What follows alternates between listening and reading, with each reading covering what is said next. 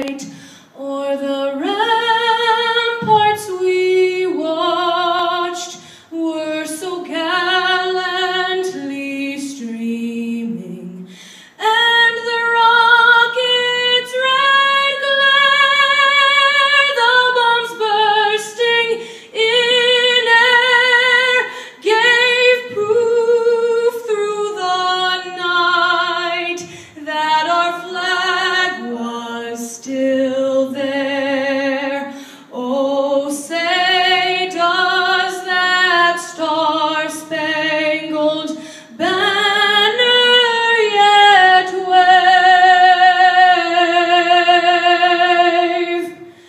o'er the land of the free and the home of the brave?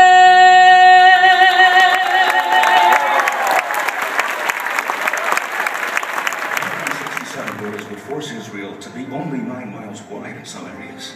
Everyone knows that the 1967 lines are simply indefensible for Israel.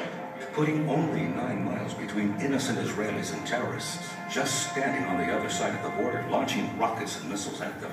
In the pre-1967 borders, Israel was barely 10 miles wide at its narrowest point. The bulk of Israel's population lived within artillery range of hostile Arab armies. I am not about to ask Israel to live that way again. President Obama, why are you demanding the Israeli people live that way? Live in danger. No other president in history has done this. President Obama, why are you doing this to our most faithful ally? Why, Mr. President? Why? Sovereign and contiguous state. In a sovereign and contiguous state. President Obama, there's only one practical way the Palestinian territories could become contiguous, by connecting the Gaza Strip and the West Bank. That would split Israel in two. Why would you demand this of an ally? Why, Mr. President? Why? To the Muslim Brotherhood. Here's that video. Here's a Muslim Brotherhood rally for their new Egyptian president, Mohammed Morsi. They want to conquer Israel. The Muslim Brotherhood's top leaders even write about taking over America. President Obama, you invited the Muslim Brotherhood to the White House? You sent them $1.5 billion of our taxpayer dollars? Why, Mr. President? Why?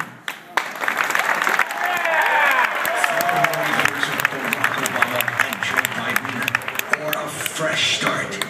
Mitt Romney and Paul Ryan. So really what we have here is we have a president who's run out of ideas. Hope and change has now become attack and blame. That is the question. And in the United States of America, you provide the answer. The president's spending his time talking about saving Big Bird. I'll spend my time talking about saving jobs, creating jobs. Look, I've been in business for 25 years. I have no idea what you're talking about. To the 2012 Battleground States Talkers Tour.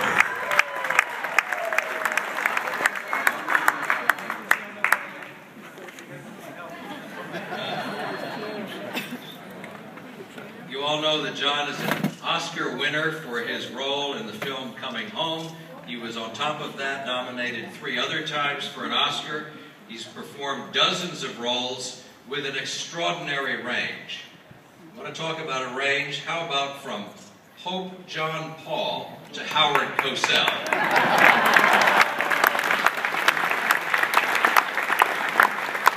He's also one of Hollywood's most courageous representatives.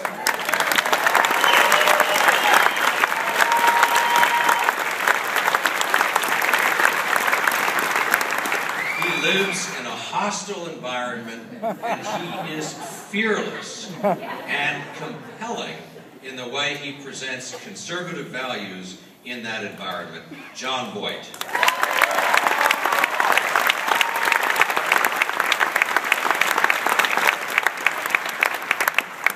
Now, here's how we're going to go.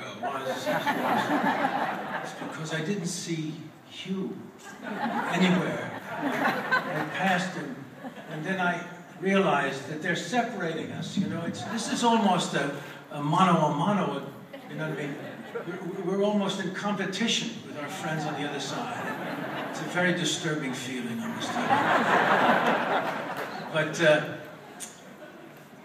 anyway, it's a deep honor for me to be here with you.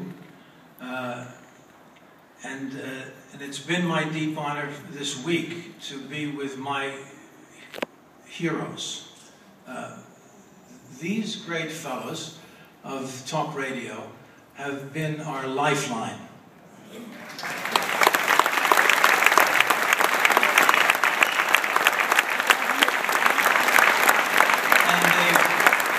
they are unrelenting in their efforts to bring to our minds and souls the truth of what we're facing right now, and they're doing it so effectively, and they're keeping us in the game, and they're educating us, and we have a great debt to them, as to the folks on Fox News, and so many other people who are raising our sights and challenging us all to get into the battle. Great people. And you all are great people. And I will answer Hugh's request to get into my character of Van Helsing and share something with you. But I wanted to start with this tribute to the military. I've spent a lot of time in hospitals, visiting our wounded warriors. And I heard this, on the Democratic Convention, this great tribute to our Vice President, Joe Biden, by President Clinton, as to how he ended the war in Iraq. And it made me, it disturbed me. I was trying to, I got to be very cautious about how I pose this. But I was really disturbed about that characterization of how we got out of Iraq. I visit these people in the hospitals, and I'll tell you just one little vivid memory that I had. I was going into hospital rooms, and they'd say, "John, would you, so-and-so's in there, his family's in there, and he'd like to see you." Because you don't want to go in when these guys are, out of sorts, or, maybe needing sleep, or whatever it is, you're tender, and they may not be able to see you. And they said, well, this person, this is a young girl, John. She's a Spec 4, and she's just back from Iraq. And so I walk in the room, and let's say her name is Joan. Joan is lying on the bed. No, she's on a couch, actually, in front of the bed. And she has a leg missing. And she's a beautiful young girl. She's about 24. And her father's standing next to her, looked like an Indian, American Indian. He's very stoic, very tall, powerful man, quiet. And I walked into this room, and she said, "Come on in, John. Come on in. Here, sit down. I got lots of room because I lost this leg." So I sat down with her, and we talked. And I asked her, I said, how did you get involved in this? And she said, well, I just got out of school, college, and I was going down to a party. It was about a 4-hour drive. And I got about halfway there, and I said, what am I doing with my life? So many things are going on in the world, and I'm not contributing. I know there's a lot of problems, and I'd like to help out. But look what I'm doing. I'm going down here to a party. She stopped right in the middle, turned around, went back, and signed up.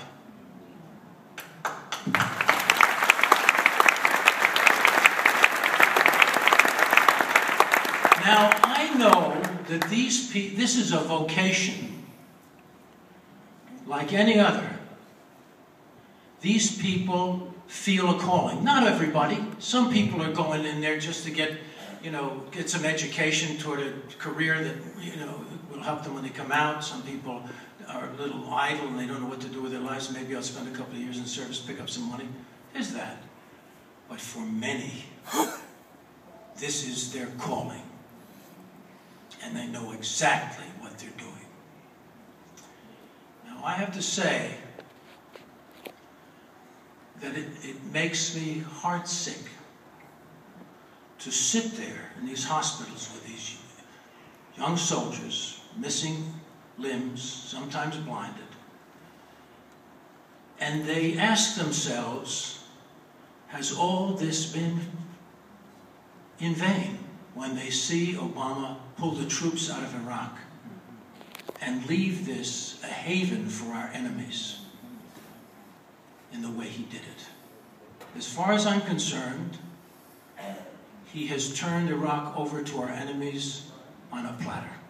And he's doing the same thing in Afghanistan.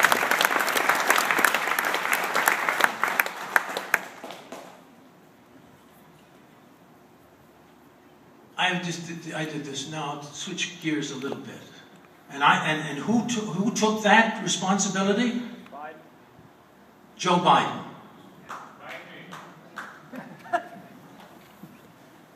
He was this administration. I'm getting upset because see that. I tell you, don't let him near me now. Don't let him near me. Mike Medved thinks he was angry today. Nothing. I'm telling you. This administration was handed a victory in Iraq, won by our fellas and gals, and their blood, and America's treasure. And all they had to do was negotiate a new status of forces treaty. They failed to do it. And to create a strategic partnership with the only democratic state in the Arab world. And they failed to do it. They let it all crumble in front of them. And now our enemies are moving back in. Have a welcome mat back into Iraq and Afghanistan. Let us pray that on November 6th, this administration is taken out of business, and Mitt Romney comes in, and maybe we can rescue those two precious places in the world.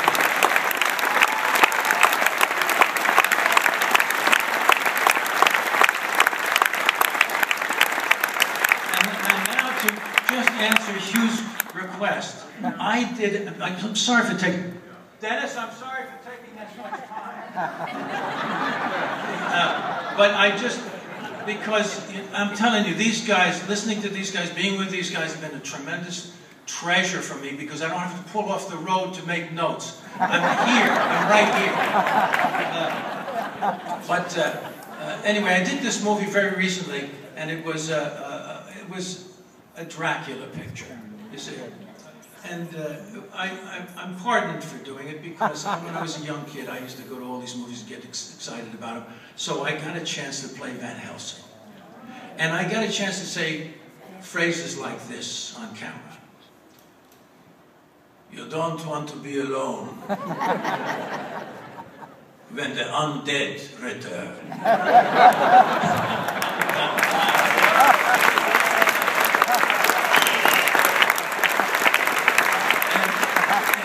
It's my habit to try to make these movies give some meaning to the movies. And so as I was reading this, I said, this is pretty interesting. This is about good and evil, and I can certainly, maybe I can contribute to this. It's about sacrifice. It's about, it's about bravery, lots of things like that. And I said, this is good. And then I came to one section and I said, I can write, what really needs is, I need to write something here. About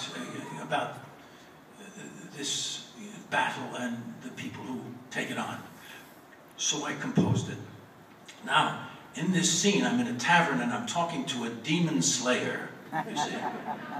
And I say to him at the top of the scene, I said, what we are fighting here is no ordinary demon, but a vampire.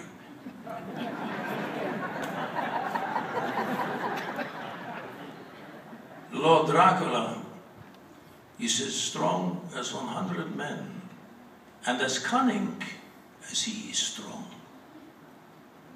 To drink from his blood, you become one of them.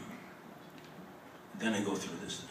And I describe what a terrible thing. And if you get bitten, it's even worse. Then you have to be bitten.